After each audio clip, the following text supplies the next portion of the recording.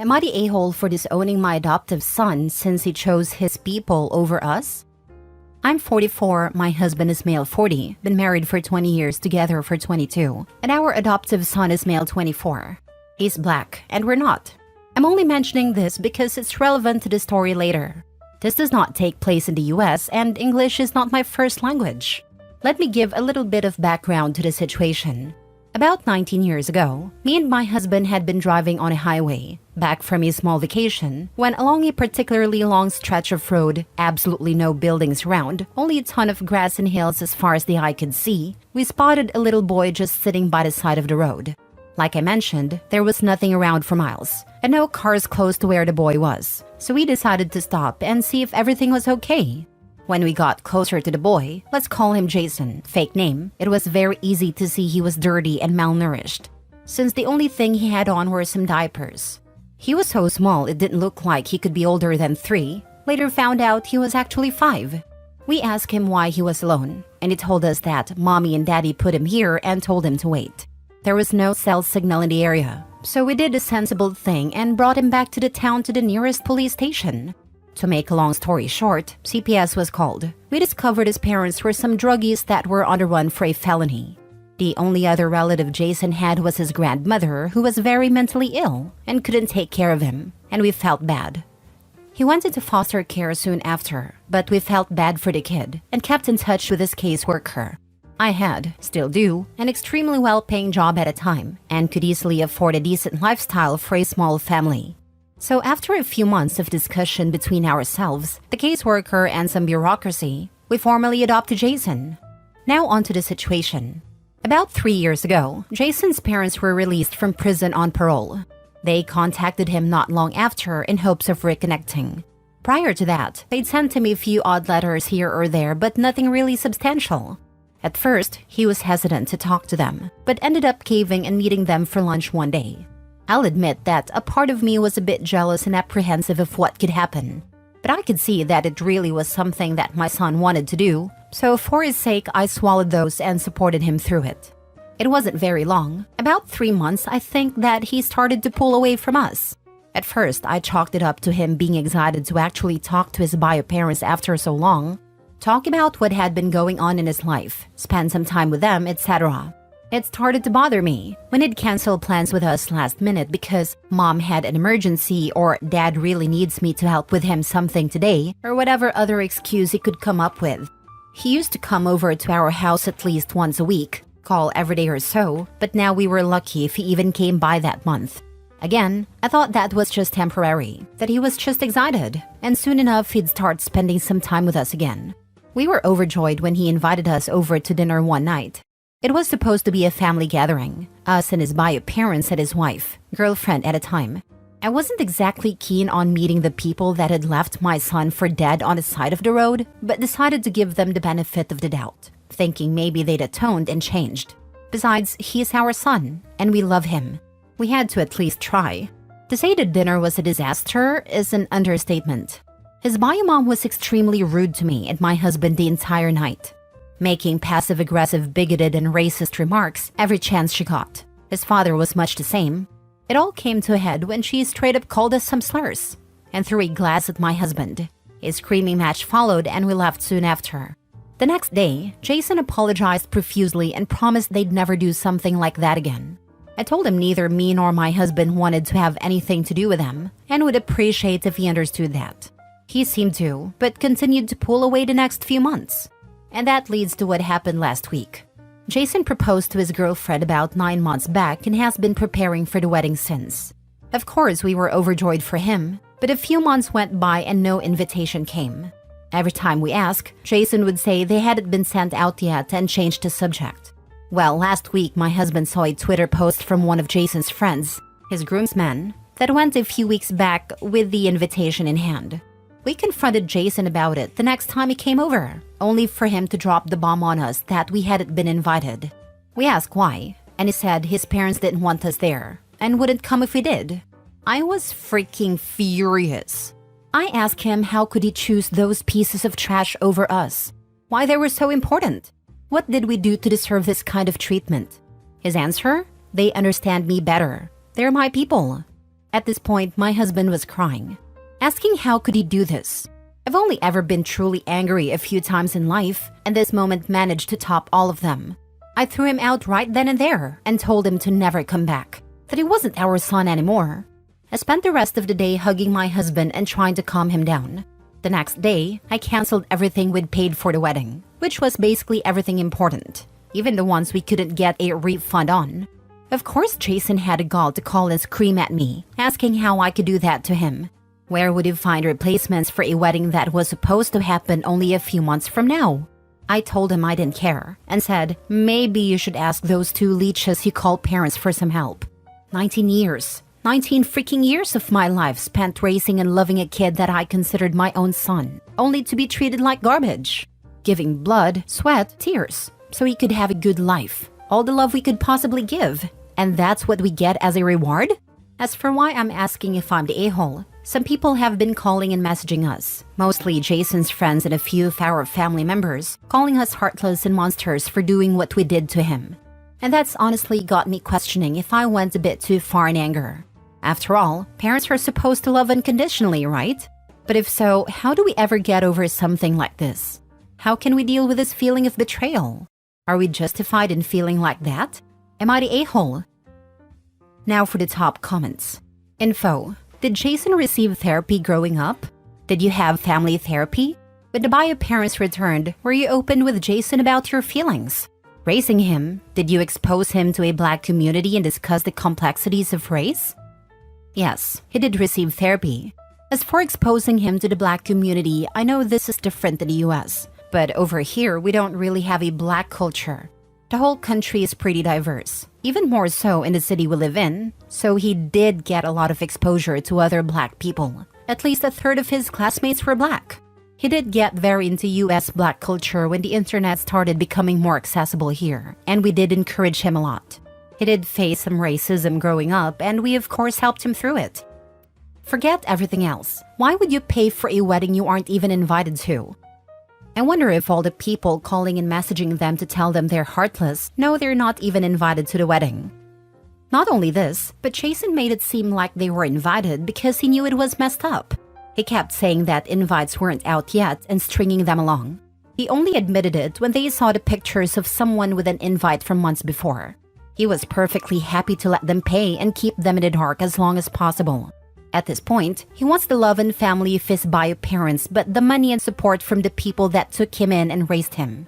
He might not 100% realize what he's doing, but that's what's happening. Not the a-hole. Did he seriously expect you to pay for a wedding you weren't even invited to? The damn audacity of it has my blood boiling. Learning it from his new parents. His learning leeching from some of the best. Next story. Am I the a-hole for saying I wouldn't allow my brother and his kids live with me when I buy my house? Hi, so I've been saving to put a down payment down on a house in Brooklyn. It's been hard saving and skipping night outs, etc., but I've always wanted to have something in my name so that later in life it will pay off. I never usually tell my family about me making big decisions because in some way they always try to spin it to try to benefit them. I told my mom that I'm excited about a house I saw. It's in Brooklyn, but in the suburb of Brooklyn. The house needs some work. New driveway, paint. I definitely would redo the kitchen. I've always been handy, and I could do most of this stuff myself or figure it out. I've fixed/worked on my car by watching videos on YouTube, so I would probably do the same with the house. But I wouldn't mess with the plumbing or electrical work. It is a decent-sized house, has 3 bedrooms, 2 bathrooms, and has a decent-sized yard. I told my mom about it, and she told my older brother. It's him, his wife, and 3 kids. They live about an hour and a half north, but he also works in the city like me. He called me and told me how our mother told him about the house. He does work as an electrician and said he could help if I needed. I thought, oh wow, that's great. He has his own house up north as well. I've been approved for the loan and waiting on paperwork, etc. He just called me today and asked me when is he and the kids are moving in because he has to ask off work to move things. I was so confused because I thought he was just messing with me. So I said, wait, what are you saying? He said that he offered to do electrical work in the house so he and his kids should be able to live there. I explained to him in what world does he believe doing electrical work equates to him living in a house that is mine. He started to go on about how having multiple kids is expensive and commuting every day for work is costly. I simply said that is not my problem. You are an adult. I hung up on him. My mom called me screaming, saying, why am I promising to let my brother stay in the house and now changing my mind? I never promised anything to him, and it's annoying that he is trying to manipulate the situation. I told my mom that he offered to do electrical work and now he's saying he is moving in. I told her he is not moving in and I'll hire someone else to do the work. She started to tell me they're close to losing their house and need help, and that I should because we are family. I asked her, why is it that the people who are telling someone else to help always the ones not offering help? My mom telling me to help, but she's not offering for them to stay with her. I said it's not going to happen. Majority of my family have been calling me and saying I am disgraceful. It's so annoying because I don't want my brother on the street with his family. But what if I never got the house? They would have still been in the same predicament. I refuse to help. It makes me not even want to buy the house. Not a-hole. Their housing is not your problem. And them being about to lose their home means they don't have the means to pay you. So you'd be housing freelancers who would be establishing residence rights. Everyone who calls can offer accommodation or shut up. Exactly. They're yelling at me for not helping, but they themselves haven't offered anything. Call up brother and say you talked to mom and she would be happy to take them in. Your family sucks. Your mom is likely to blame. Boundaries are your friend, not the a-hole. Yeah, there's no such thing as that in my family. That's why I usually do everything secretly. They don't even know what I do for work. Don't even give them the address at this point. I smell boundary stompers. Not a-hole. They're just trying to use and abuse you. Don't let them move in and don't even let them come in at this point if they show up there. I never usually tell my family about me making big decisions because in some way they always try to spin it to try to benefit them. I told my mom, dude, all the people phoning to berate you can either open their homes to your brother and his family or all chip in to pay his rent and put them all on a strict information diet. Block the flying monkeys and go low contact with your mom and brother for a while. Why are you knowingly giving them so much power over you? I think even when we know we have quite toxic families and are best off being low contact, when big life events happen, there's still this desire to share it with our moms and somehow magically hope we will get a nice response. Unfortunately, we always get disappointed. OP is aware. I feel sad for you, OP. Your family sucks, but you sound clever and resourceful. Congratulations on a house and don't give family the address. Last story. Am I the a-hole for asking my aunt to not bring her kids when she comes to see us? My 16 male brother Danny, 17 male, currently is in at-home hospice care. He has metastasized bone cancer, and he's conscious but in bad shape, and understandably pretty upset with the way things has gone down. The doctors are saying 3 to 5 weeks. Our parents chose not to tell him, and he blew up at them, and there was a crap ton of screaming and crying. He's living in the living room since the stairs are a no-go, and life as we know it is finally approaching its bitter end. We've reached a part where our family is starting to come and say goodbye, and my aunt is due to come with her family next week. Danny wants there to be no kids because they're stressful. He doesn't have the patience he used to have, and he gets really angry. And it's really not an environment where kids should be playing. It's not just small children, it's me too at times, but Dan apologizes and we go back to being bros. Anyway, my aunt has 3 boys under the age of 10 and she plans on bringing them all. We're not close with these kids, we don't like them, and our mom told the both of us that we have to make an effort for her sister. Our 7-year-old niece, who we are close to, was here last week, and she messed up by standing on his IV line, and he exploded at her and screamed, "You're messing up everything, you stupid bee," because his brain isn't working like how it used to. I basically said screw it and called my aunt, explained that Danny can't handle her kids, and asked that she not bring them. She blew up at me and told me that I didn't have the right to tell her who can and cannot set foot in her sister's house, and she's not coming at all now. This has obviously caused a huge amount of stress in the family, and my mom had crying breakdown this morning at me, called me an a-hole and a bastard, and threw a salt shaker at me.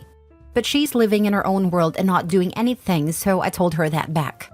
Danny's out of it. My mom says I'm the a-hole and my dad is constantly working since he can't face the music. Am I the a-hole? Now for the top comments. Not a-hole. You're a good sibling. And if your parents are too caught up in their grief, at least Danny has you there to help share his needs and wants with others. Sending you and your family my very best during this unbelievably difficult time. I am so proud of OP for voicing his brother's needs to their aunt. An absolutely courageous stand to make as a teen in such an awful situation. I hope all the love in the replies here bolsters his spirits. He's doing so well.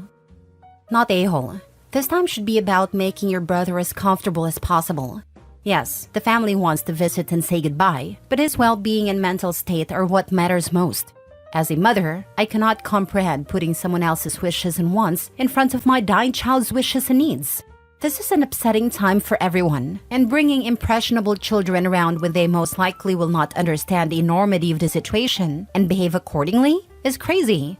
Yes, your mother needs support from her sister, but your aunt should, as an adult, realize the kids will cause unnecessary chaos. I deeply feel for you and your family and wish you all as much love and peace as possible in this devastating time. Thank you. I hope your kids are always well. The priorities here are your brother, you, your parents, then other people. It sucks that you have to be the adult, but as I don't have to tell you, everything sucks. If kids tire brother out, then no kids. They can make drawings. Tell them they can yell at you in a year when you've all had time to grieve. Okay, now to you. Do you have anyone, older, trustworthy, that you can bring in like today? Friends, parents, other cousins, uncles, anyone? I hear you giving Dad a pass, but no, he's not allowed to escape in work when something of this magnitude is being parked on a 16-year-old kid. Mom seems like she truly is out for now, so Dad has to help find another adult to run logistics, interference, and support. It's awful, but you're not alone. The YMCA often has bereavement gatherings, or the hospital, or the hospice.